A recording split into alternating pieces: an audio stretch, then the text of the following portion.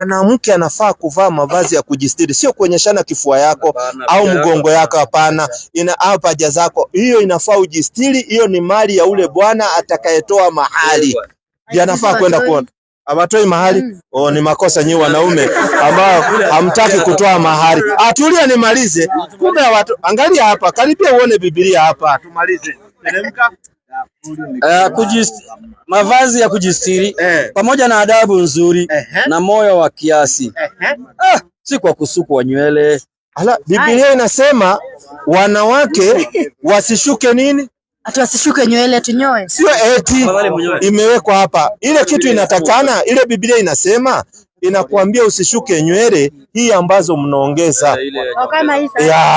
Inafaa ule nywele yako original. Hizi nywele, na nataka uende ufanye utafiti dada, zingine zinawaletea maradhi mpaka ya kichwa.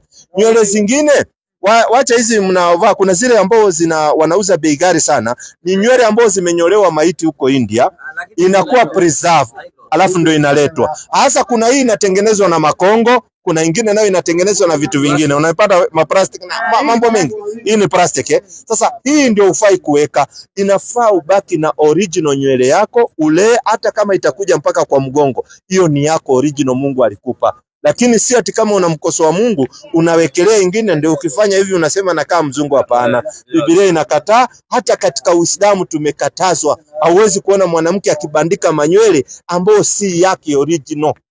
Hata kubandika kucha ambao sio zako ni makosa. Unakaa na kitu yako original. Namfunza, tunafunzana ndio ajue.